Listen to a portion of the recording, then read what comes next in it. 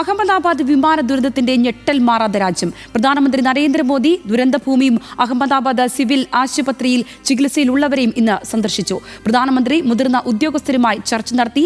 വിമാനാപകടത്തിൽ മരിച്ചവരുടെ എണ്ണം 265ആയി. മരണസംഖ്യ ഇനിയും ഉയരാനാണ് സാധ്യത. മരിച്ചവരുടെ ബന്ധുക്കൾക്ക് മൃതദേഹങ്ങൾ വിട്ടു നൽകി തുടങ്ങിയിട്ടുമുണ്ട്. ഏറ്റവും പുതിയ വിവരങ്ങളുമായി ലിജോ വർഗീസ് ചേരുകയാണ്. ലിജോ, ഏറ്റവും ഒടുവിലായി പറഞ്ഞു വെച്ചതുപോലെ ബന്ധുക്കൾക്ക് മൃതദേഹങ്ങൾ വിട്ടു നൽകി തുടങ്ങിയിരിക്കുന്നു. മറ്റു നടപടിക്രമങ്ങളിലേക്ക് കാര്യങ്ങൾ കടക്കുകയാണ്. മരണം 265ആയിരിക്കുകയാണ്. മരണസംഖ്യ ഇനിയും ഉയരാൻ സാധ്യതയുമുണ്ട്. എന്താണ് ഏറ്റവും പുതുതായി ലഭിക്കുന്ന വിവരങ്ങൾ? സംഗീത സൂചിപ്പിച്ച പോലെ തന്നെ ഇപ്പോൾ ഈ ദുരന്തത്തിൽ അകപ്പെട്ട് മരിച്ചുപോയ ആളുകളുടെ മൃതദേഹം ബന്ധുക്കൾക്ക് വിട്ടു നൽകി എന്നുള്ളതാണ്, അല്ലെങ്കിൽ നൽകിക്കൊണ്ടിരിക്കുന്നു എന്നുള്ളതാണ്. 6 പേരുടെ മൃതദേഹമാണ് ഇതുവരെ തിരിച്ചറിഞ്ഞത്. അത് അവരുടെ ബന്ധുക്കൾക്ക് കൈമാറിയിട്ടുണ്ട്.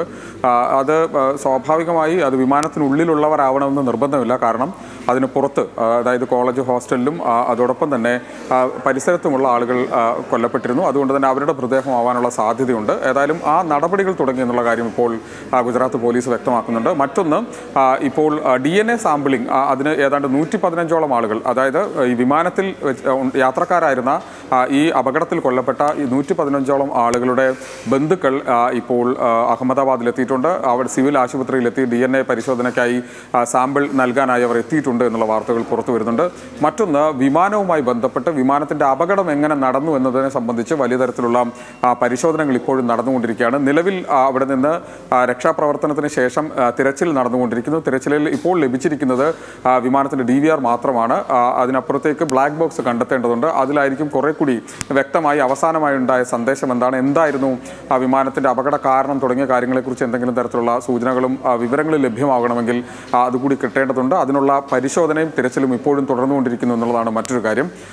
ഈ വിമാന ദുരന്തത്തിൻ്റെ ഏറ്റവും സങ്കടകരമായൊരു കാര്യം, ഈ വിമാന ദുരന്തത്തിൽ 242 പേരായിരുന്നു ഈ വിമാനത്തിലുണ്ടായിരുന്നത്. അത് ക്യാബിൻ ക്രൂവും അതോടൊപ്പം തന്നെ പൈലറ്റുമാരും അടക്കം 242 പേരാണ് ഉണ്ടായിരുന്നത്.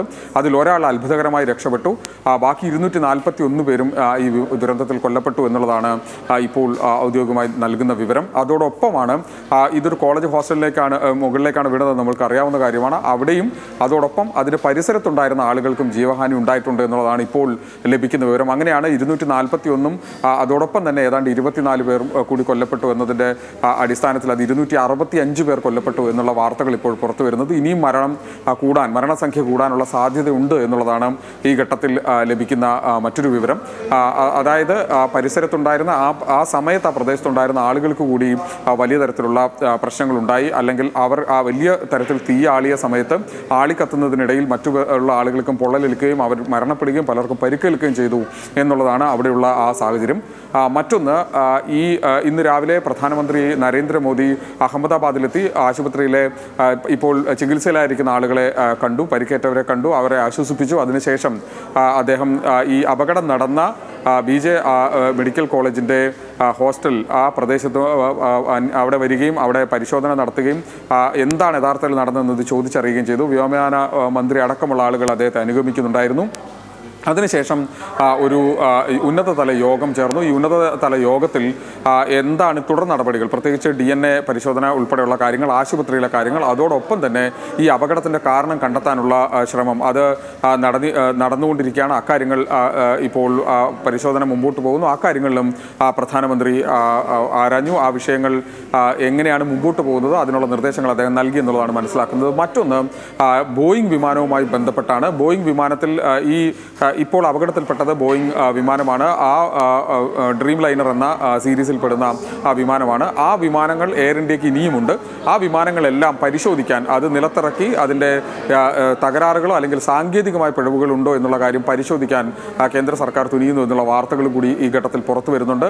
ഇനിയൊരു അപകടം എന്നതിനപ്പുറത്തേക്ക് അതിനു മുൻപ് തന്നെ ഇത്തരത്തിലുള്ള പരിശോധനകൾ നടത്താനാണ് കേന്ദ്ര സർക്കാർ തീരുമാനിച്ചിരിക്കുന്നത്. അതിന് കാരണം ഇന്ത്യയിലെയും അതോടൊപ്പം തന്നെ വിദേശത്തെയും ആളുകൾ ഈ അപകടത്തിൽ കൊല്ലപ്പെട്ടിട്ടുണ്ട്. ഒരു അന്താരാഷ്ട്ര തലത്തിൽ തന്നെ അത്തരത്തിലൊരു സമ്മർദ്ദം ബോയിങ് വിമാന കമ്പനിക്ക് നേരെ ഉണ്ടാവുന്നു എന്നുള്ളതാണ് ഈ ഘട്ടത്തിൽ മനസ്സിലാക്കാൻ കഴിയുന്നത്. സംഗീത.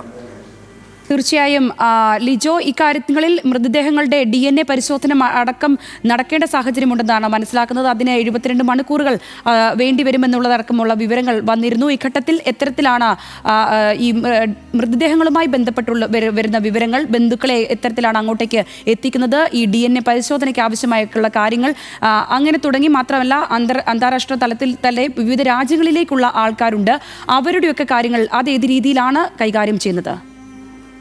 ഇന്നലെ തന്നെ എയർ ഇന്ത്യ വ്യക്തമാക്കിയത് ഈ മരിച്ച ആളുകൾ, അതായത് വിമാനത്തിൽ ഉണ്ടായിരുന്ന യാത്രക്കാരായ ആളുകളുടെ ബന്ധുക്കളെ അഹമ്മദാബാദിൽ എത്തിച്ച് DNA പരിശോധനയ്ക്കായുള്ള ശ്രമം, അതിൽ അവിടെ നിന്ന് സാമ്പിളുകൾ എടുക്കേണ്ടതുണ്ട്.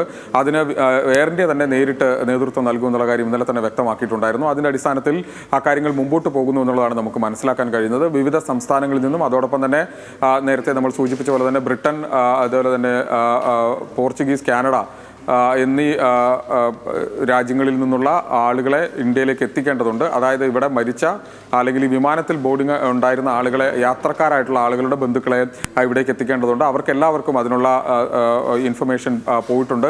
അതിൻ്റെ അടിസ്ഥാനത്തിൽ അവരെല്ലാവരും ഇന്ത്യയിലേക്ക് എത്തിക്കൊണ്ടിരിക്കുന്നു എന്നുള്ളതാണ് മനസ്സിലാക്കാൻ കഴിയുന്നത്. ഏറ്റവും ഒടുവിൽ നമുക്ക് ലഭിക്കുന്ന വിവരം അനുസരിച്ച് 115 പേർ DNA സാമ്പിളുകൾ നൽകാനായി ഈ ആശുപത്രിയിൽ എത്തിയിട്ടുണ്ട് എന്നുള്ളതാണ് ഈ ഘട്ടത്തിൽ മനസ്സിലാക്കുന്നത്. ശരി ലിജോ.